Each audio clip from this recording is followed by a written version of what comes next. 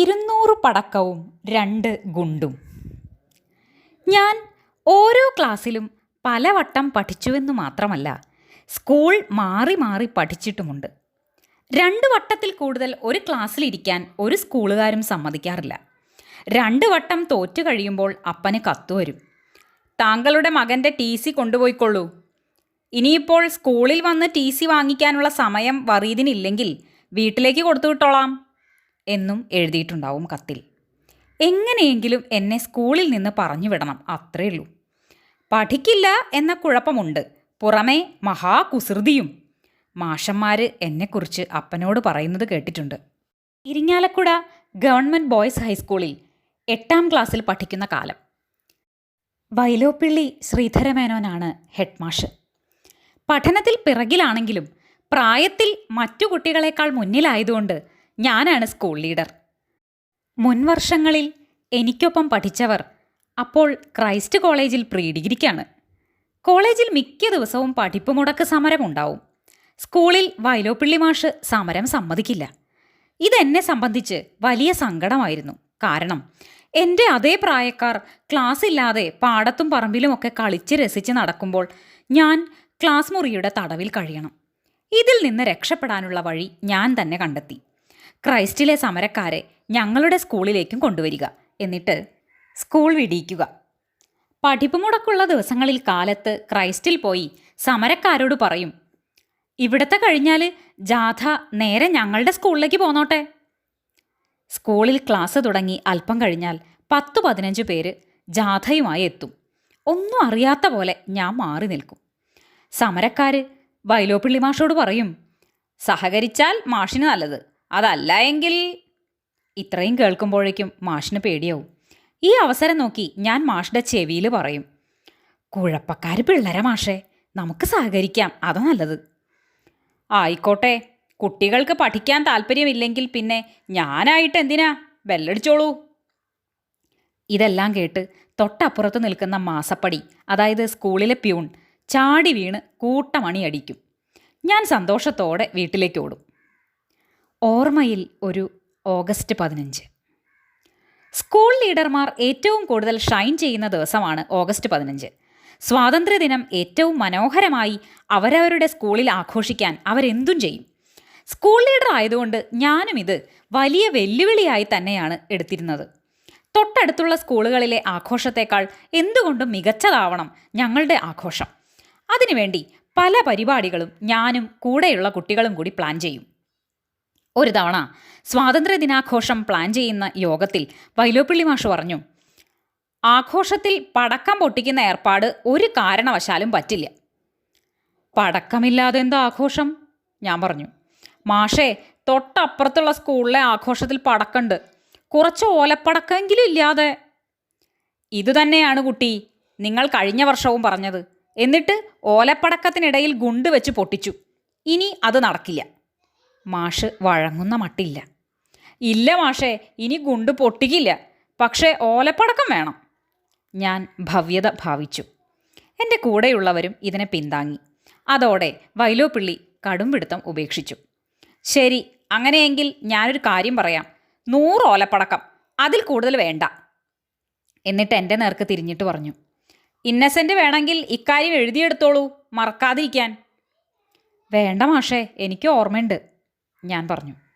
ഇത്രയും ഓർമ്മശക്തിയുള്ള താനാണോ 7ാം ക്ലാസ്സിൽ 3 വട്ടം തോറ്റത്? മാഷ് അവസരം നോക്കി കളിയാക്കി. മറ്റു കുട്ടികൾ അത് കേട്ട് പൊട്ടിച്ചിരിച്ചു.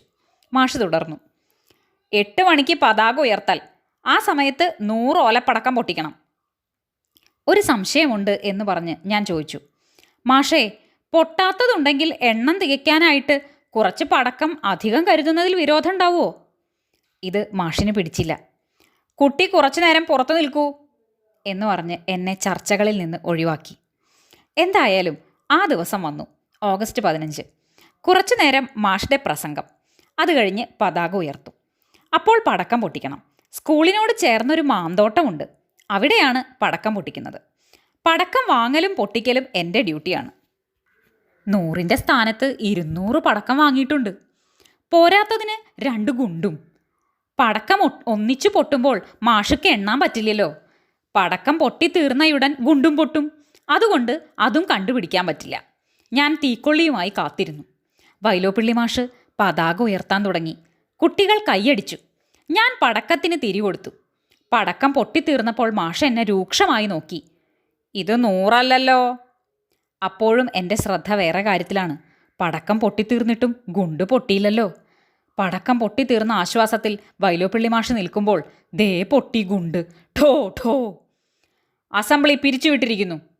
പതിവിലും ഉറക്കെ മാഷ് വിളിച്ചു പറഞ്ഞു. ഞാൻ തിരിഞ്ഞു നടക്കാൻ തുടങ്ങുമ്പോൾ മാഷ് പറഞ്ഞു, കുട്ടി ഒന്ന് ഓഫീസിലേക്ക് വരൂ. ഞാൻ ഓഫീസിൽ പോയി. അവിടെ വൈലോപ്പിള്ളി മാഷും ഞാനും മാത്രം. കൂടുതലൊന്നും പറയാനില്ല. അപ്പനെ കൂട്ടി വന്ന ശേഷമാകാം ബാക്കി കാര്യങ്ങൾ, മാഷ് പറഞ്ഞു. വീട്ടിൽ ചെന്ന അപ്പനോട് സ്കൂളിൽ വരാൻ ഹെഡ് മാഷ് പറഞ്ഞു എന്ന് പറഞ്ഞു. എന്താ കാര്യം? അപ്പൻ ചോദിച്ചു. അതറിയില്ല, വരാൻ പറഞ്ഞു. ഞാൻ നിഷ്കളങ്ക ഭാവത്തിൽ നിന്നു. പിറ്റേന്ന് മാപ്രാണത്തുള്ള കടയിലേക്ക് പോകുന്ന വഴി അപ്പൻ സ്കൂളിൽ വരാമെന്ന് സമ്മതിച്ചു. ഞാൻ ക്ലാസ്സിലിരിക്കെ മാസപ്പടി നോട്ടീസുമായി വന്നു. ക്ലാസ്സിലെ ടീച്ചർ അത് വായിച്ച ശേഷം എന്നെ നോക്കി. ഓഫീസിലേക്ക് പോയിക്കോളൂ, ഹെഡ് മാഷ് വിളിക്കുന്നുണ്ട്. ഞാൻ ഓഫീസിൻ്റെ വാതിൽക്കലെത്തി ഒന്ന് നിന്നു. അകത്തുനിന്ന് ഹെഡ് മാഷ്ടെ ശബ്ദം, കയറി വന്നോളൂ, കുട്ടിയുടെ പിതാവ് തന്നെയാണ്. ഞാൻ കയറി ചെന്നു. അപ്പൻ എന്നെ നോക്കുന്നില്ല. കാര്യങ്ങൾ ഇരുവരും സംസാരിച്ചു കഴിഞ്ഞെന്ന് മനസ്സിലായി. കുറച്ചു നേരം ആരും ഒന്നും മിണ്ടുന്നില്ല. കാര്യങ്ങളൊക്കെ ഞാൻ പറഞ്ഞു കഴിഞ്ഞു. ഇനി താങ്കൾ തന്നെ വിധി പ്രസ്താവിച്ചോളൂ, ഹെഡ് മാഷ് അപ്പനോട് പറഞ്ഞു. കമ്മ്യൂണിസ്റ്റുകാരനായ വൈലോപ്പിള്ളി ശ്രീധരമേനോന് മറ്റൊരു കമ്മ്യൂണിസ്റ്റായ വറീദിൻ്റെ മകനെ ശിക്ഷിക്കാൻ മനസ്സ് വരുന്നില്ല എന്നെനിക്ക് മനസ്സിലായി. അതുകൊണ്ടാണ് മകനുള്ള ശിക്ഷ വറീദ് തന്നെ തീരുമാനിക്കൂ എന്ന് പറഞ്ഞത്. പക്ഷേ അപ്പനൊന്നും മിണ്ടുന്നില്ല. വറീദ് എന്തെങ്കിലും ഒന്ന് പറയൂ, വൈലോപ്പിള്ളി മാഷ് വീണ്ടും. ഞാനെന്ത് പറയാനാ? അപ്പൻ ദയനീയ ഭാവത്തിൽ മാഷെ നോക്കി. വറീദ് ആലോചിക്കൂ, എന്നിട്ടൊരു തീരുമാനം പറയൂ. മാഷ് വിടുന്നില്ല. ഇന്നസെൻറ്റിൻ്റെ TC തന്നോളൂ, ഞാൻ അവനെ മറ്റൊരു സ്കൂളിലേക്ക് മാറ്റിക്കോളാം എന്ന മറുപടിയാണ് മാഷ് പ്രതീക്ഷിക്കുന്നത്. അപ്പനാണെങ്കിൽ അങ്ങനെ പറയുന്നുമില്ല. കുറേ നേരം രണ്ടാളും മിണ്ടുന്നില്ല. മുഖത്തോട് മുഖം നോക്കിയിരിക്കുന്നു. വറീദ് എന്താ ഒന്നും പറയാത്തത്? മാഷ് നിരാശനായി. ഒടുവിൽ അപ്പൻ വാ തുറന്നു. ഞാൻ ആലോചിച്ചിട്ട് എനിക്ക് തോന്നുന്നത് ഇന്നസെൻറ്റിന് കടുത്ത ശിക്ഷ തന്നെ കൊടുക്കണം.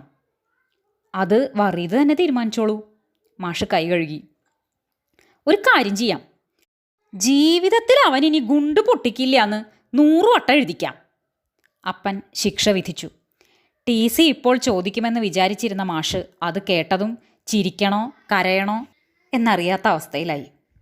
മാഷ് ദയനീയ ഭാവത്തിൽ അപ്പനെ നോക്കിയിട്ട് പറഞ്ഞു, വറീദ് പൊയ്ക്കോളൂ, ഇത്രയും കടുത്ത ശിക്ഷ ആ പാവത്തിന് കൊടുക്കരുത്. ആ കുട്ടി ജീവിതത്തിൽ ഇനിയും ഒരുപാട് ഗുണ്ടുകൾ പൊട്ടിക്കട്ടെ. നമ്മളായിട്ട് എന്തിനാ അത് തടസ്സപ്പെടുത്തുന്നത്? നന്ദി.